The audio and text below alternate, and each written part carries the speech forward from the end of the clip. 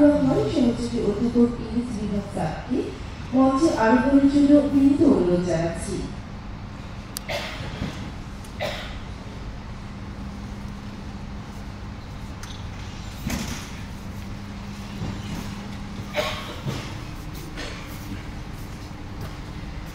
শিক্ষক প্রতিনিধিদ্বয়কে অনুরোধ করছি মঞ্চে আরোহণ করার জন্য।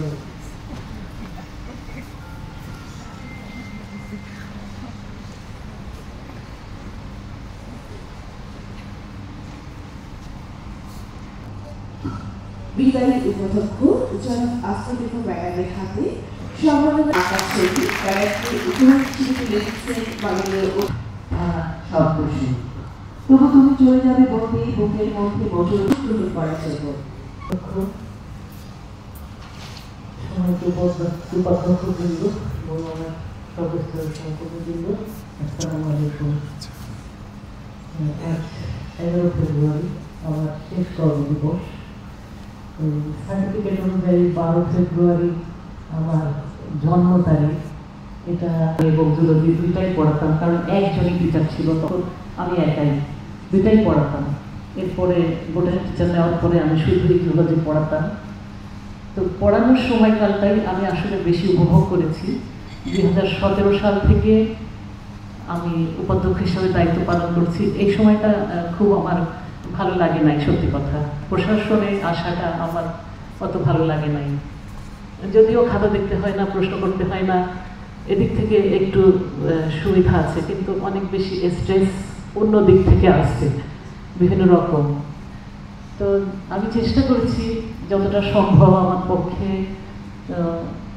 মানে কলেজকে সেবা দেওয়া, ছাত্র এবং শিক্ষকদের ভালো নির্দেশনা দেওয়ার চেষ্টা করেছি। এখনও আজকে শেষ দিনও আমি বলবো যে কোনো শিক্ষক কারোর বিরুদ্ধে মনে মনে কোনো ধরনের মানে বিরূপ ধারণা আপনারা পোষণ করবেন না। এটা অন্যায়, ধর্মীয় দিক থেকেও মানুষের খারাপ ধারণা পোষণ করা এটা ঠিক না। তো আপনি এটা না করে দেখেন, অনেক ভালো লাগবে যে ও খারাপ, ও খারাপ। ভীষণ রকমের ইন্ট্রোভার্ট একজন মানুষ, কথা কম বলি, যা আমাদের করার কথা, যেমন কম ঘুমাও, কম খাও, কম কথা বলো, আমরা করি তার উল্টাটা। সবসময় তাই আমরা করি তার উল্টাটা। তো আমরা যেগুলো মনে রাখবো আর দিয়ে থাকি, দিয়েছি তো অবশ্যই, কারণ হয়ে যায় আর কি। সত্যি কথা, সবসময় কোনো কিছু আমি হয়তো সঠিকভাবে তাকে বলতে পারি নাই, তো আপনারা আমাকে ক্ষমা করবেন। তো যেটা বলছিলাম আর কি, যে জন্ম তারিখ কেউ মনে রাখে নাই, মানে আমার স্কুল থেকে যেটা দিয়েছে ওটাতে কোনো ক্ষোভ নাই আমার। মানে একান্ত ব্যক্তিগত কিছু কথা, যে মানে যেটা আর কি আর কখনো বলা হবে না। তো যখন আমি ওরা বলছে যে 81 সালে আপনার কবে বিয়ে হয়, আমি বলছি ওদেরকে যে 1981 সালে। এত আগে? আমি বলছি হ্যাঁ, আমি মাত্র ম্যাট্রিক পাস করছি। মানে পরিবার ছিল অতি রক্ষণশীল, মেয়েদের অত বেশি পড়াশোনা করার দরকার নাই, এরকম একটা ধারণা আর কি। যাই হোক, তা আমি যাই হোক, পরে আমি ওখান থেকে ইন্টারমিডিয়েট পাস করে ঢাকায় চলে আসি। ঢাকায় এসে আমি এখন যে বাসায় থাকি, মানে আমার শেষাশুড়ি রোডে যে বাসা, এই বাসাতেই থাকতাম। তো তারপর মানে আমরা আসলে ছাত্ররা এবং অভিভাবকরা যেমন এখন ছোটবেলা থেকেই স্বপ্ন দেখে যে আমি ডাক্তার হব, আমি ইঞ্জিনিয়ার হব, এরকম কোনো স্বপ্ন টপ্ন আসলে আমি দেখিনি, সত্যি দেখিনি। তো ইন্টারমিডিয়েট পাস করার পরে মনে হয়েছে যে ঠিক আছে, তাহলে একটু ডাক্তারি ভর্তি পরীক্ষা দিয়ে দেখা যাক কেমন হয়। তো যাই হোক, সেটা আমার পড়া হয়ে ওঠে নাই, যেহেতু আমার সংসার পাতি আছে। পরে আমি ঢাকা বিশ্ববিদ্যালয়ে পরীক্ষা দিই এবং ওখানে ভর্তি হই আর কি। তো সেটাও খুব স্ট্রাগল ছিল, কারণ বিয়ে হয়েছে, এখন মানুষের কথা হচ্ছে যে এখনও বাচ্চা কাচ্চা হলো না, কবে বাচ্চা কাচ্চা মানুষ করবে ইত্যাদি, সবাই আর কি এরকম বলতে শুরু করে। তারপর যেটা হলো, আমার এক হাতে বই, কোলে বাচ্চা, আর এক হাতে খুন্তি। তো এরকম করে আর কি পড়াশোনা করতে হয়েছে।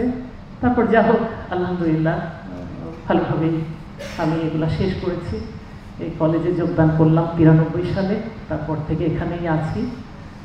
তো এই আর কি। তো আপনারা সবাই আমার জন্য দোয়া করবেন। আমি আপনাদের সবার কাছে ক্ষমা প্রার্থনা করছি সবাই আমার জন্য দোয়া করবেন, আমি আপনাদের সবার জন্য দোয়া করবো। আমার কারোর বিরুদ্ধে কোনো অভিযোগ নাই, কোনো কষ্ট নাই।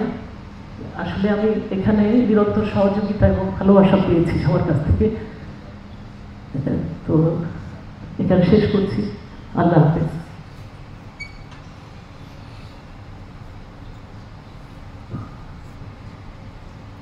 হয়তো এই প্রথম আমরা ম্যাডামের কাছ থেকে একটি দীর্ঘ বক্তৃতা শুনলাম। অসংখ্য ধন্যবাদ ম্যাডামকে।